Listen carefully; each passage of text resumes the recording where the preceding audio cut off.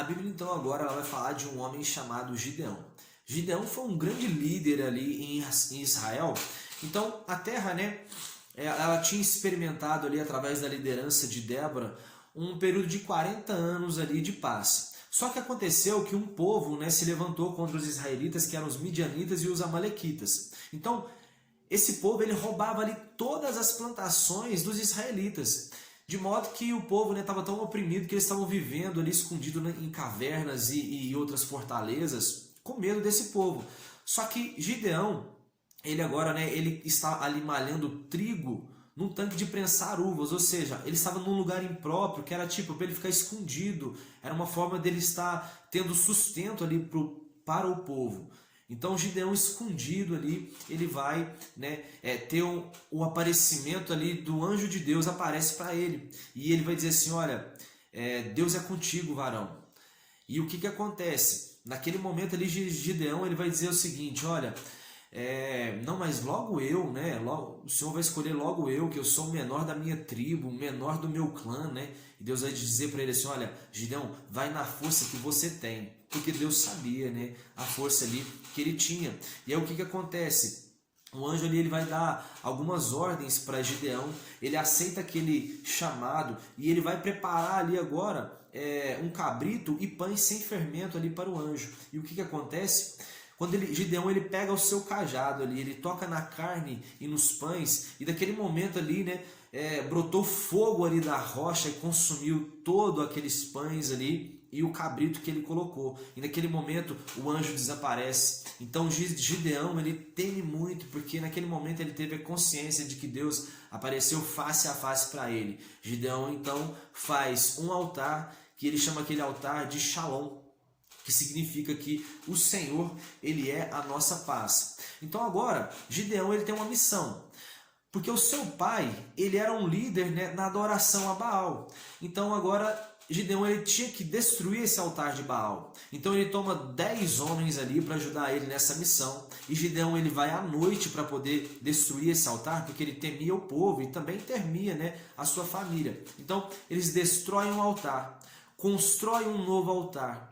Gideão ele tinha levado um cabrito, né, para sacrifício. Ele pega, né, a Bíblia vai dizer também ali que tinha colocado um touro, né, como holocausto, mas seja o cabrito ou o touro, ele tinha sido oferecido em sacrifício ali nesse novo altar. No outro dia, o povo da cidade já chega ali, né, muito apavorado com aquela cena, vendo o sacrifício no altar, o poste ídolo de Baal sendo todo derrubado. E aí, Joás, eles vão tirar satisfação com o pai de Gideão, que se chama Joás. E aí Joás ele vai defender Gideão. Ele vai dizer o seguinte, olha, quem colocar a mão no meu filho vai ter problema comigo. Porque é o seguinte, se Baal é Deus, que ele mesmo se defenda. E naquele momento ali, né, Joás ele vai mudar o nome de Gideão para Jerubaal, que quer dizer que Baal lute contra ele. Então o que acontece? Naquele momento ali os midianitas e os amalequitas eles vão unir força para poder agora, né, lutar contra Gideão. Só que Deus ele vai encorajar ali Gideão para que ele toque ali o chofar e ele convoque ali os abiesritas, que era um povo, né, que ajudava ali a Gideão, um povo que tinha uma aliança com ele. E Gideão também chama algumas tribos ali, como a tribo de Aser, Zebulon, Manassés e Naftali. Gideão, então, para ter certeza, mais ainda, né, de que Deus estava com ele, ele agora estava em sua casa e ele agora pede uma prova, né, para Deus, para ter certeza assim, que Deus está comigo. Porque lembra, quando Deus chama ele, ele vai dizer que ele era o menor das suas tribos, o menor do seu clã. Então ele tinha esse complexo ali de inferioridade. E ele vai fazer essa prova com Deus, dizendo assim, olha, eu vou colocar essa lã aqui no chão, Senhor. Se amanhã essa lã ela amanhecer toda molhada, eu vou ter certeza que o Senhor está comigo. E no outro dia, a lã amanheceu toda ali, né, molhada, de forma que encheu ali uma taça. Depois, no outro dia, Gideão vai dizer assim, Senhor, mas eu quero fazer mais uma prova ainda. Só que dessa vez eu quero que a lã ela fique seca. E dessa forma acontece, o chão em volta fica todo molhado e a lã fica totalmente seca. Então Gideão agora vai tendo mais certeza de que Deus estava com ele. Gideão ele tinha ali 32 mil homens que estavam com eles. para a luta agora contra os amalequitas e contra os midianitas. Então naquele momento Deus vai dizer assim: Gideão, esse ainda é um povo muito numeroso, então o que eu vou fazer? Para que esse povo não pense assim que a glória foi deles por causa que eles tinham, né, o povo era muito numeroso, eu vou fazer o seguinte, eu quero falar para você dizer ao povo, dizer assim, olha, aquele que tiver medo que volte. Então Gideão diz isso para os seus soldados e naquele momento ali dos 32 mil, 22 mil desiste. Então sobra 10 mil homens. Só que Deus vai dizer o seguinte, olha, esse povo ainda é muito numeroso, então eu vou provar esse povo para você, Gideão. Faz o seguinte, leva eles à beira da água.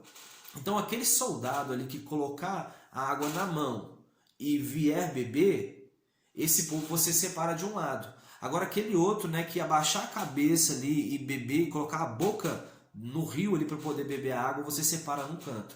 Então aqueles que pegaram a água na mão e colocaram na boca foram 300 homens e esses homens Deus separou. Agora aqueles que abaixaram a cabeça ali, eles foram eliminados. Então agora Gideão, ele desce ali com 300 homens para poder derrotar os amalequitas e os midianitas. Só que Deus ainda vai falar mais outra coisa para Gideão, porque ele ainda estava temeroso, só com os 300. Pô, de 32 mil agora só sobra 300, né? Então, Deus diz assim, Gideão, se você ainda tiver receio de que eu estou com você, faz o seguinte, vá até o acampamento inimigo e aí você vai lá e vê o que eles estão falando. Então, Gideão ele vai com um cara chamado Puá, até o acampamento inimigo, e quando ele chega lá, ele começa a ouvir um inimigo contando um sonho para o outro. Ele diz o seguinte, olha, eu sonhei que um pão de cevada ele veio rolando, né, para dentro da nossa tenda e ele destruiu todos nós. E aí, o amigo desse companheiro, né, ele vai dizer para ele assim, olha, ele vai interpretar esse sonho dizendo, cara, esse sonho é o seguinte, isso é Gideão, ele vai vir e vai derrotar todos nós. Então, Gideão ouve toda essa história, a interpretação ali do sonho, melhor dizendo, não ouve o sonho. Então, aí agora ele se encoraja, ele tem certeza assim, olha, Deus está comigo mesmo. Então, com esses 300 guerreiros, né, Gideão ele vai agora, separa eles em grupos de 100. Eles pegam seus chofares, pegam jarros vazios e colocam a tocha dentro.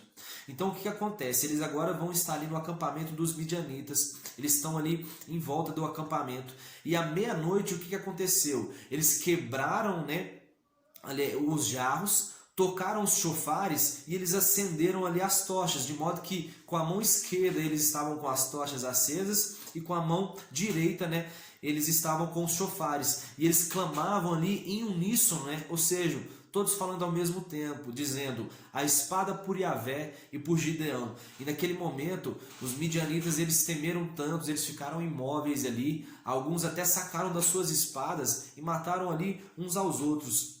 E naquele momento ali, eles começam a sair em fuga, então Gideão e os 300 soldados, eles partem ali, né, nos 3 grupos de 100, e eles vão prender 2 príncipes, né, um chamado Oreb e o outro Zeeb. Então eles pegam esses príncipes e matam eles.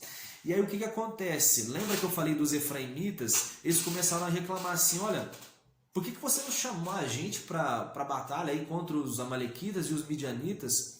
Então Gideão vai dizer o seguinte, olha, as uvas que vocês têm, elas são bem melhores, né, do que toda a colheita de Abiezer. Lembra que Deus disse assim que para Gideão, né, tocar o chofar e chamar os abiesritas, que eram um povo que tinha uma aliança com Gideão, e provavelmente esse povo ele veio ali, né, com essa provisão de alimentos, porque os amalequitas estavam roubando todos os alimentos ali dos israelitas. Então, Efraim era aquela tribo que eles tinham provisão, mas eles não se levantaram para poder ajudar a Gideão. Então Deus levantou ali, né, um outro povo para poder ajudá-lo. E nisso, Efraim teve que ficar em silêncio, porque agora ele não tinha, né, nenhum tipo de argumento.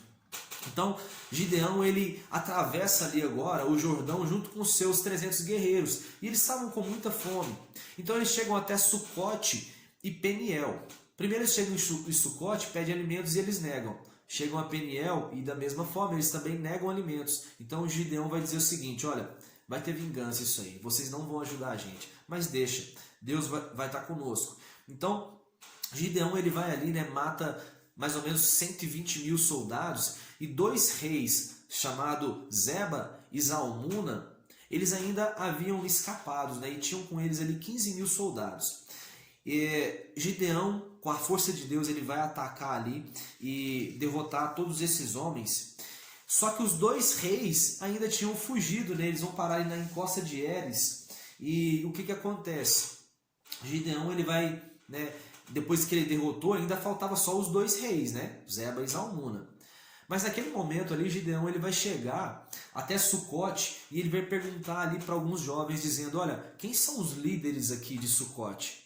E aí esses jovens vão dizer, e Gideão, com seus soldados ali, matam todo o povo ali de Sucote e de Peniel. E a Bíblia diz que ele pegou ali, né, espinhos e sarças e rasgou o povo daquela cidade, matou eles com espinhos e sarças, né? Então Gideão ali foi sangue nos olhos mesmo.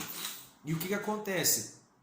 Depois Gideão, ele pega ali Zeba, né, e Zalmuna, ele encontra esses 2 reis, e aí esses 2 reis tinham uma história, porque esses 2 reis, eles haviam matado todos os irmãos de Gideão, e Gideão vai fazer eles confessarem isso, e naquele momento ali, Gideão, ele vai pedir ali para o seu próprio filho, né, chamado ali Jéter, para pegar e matar esses 2 reis.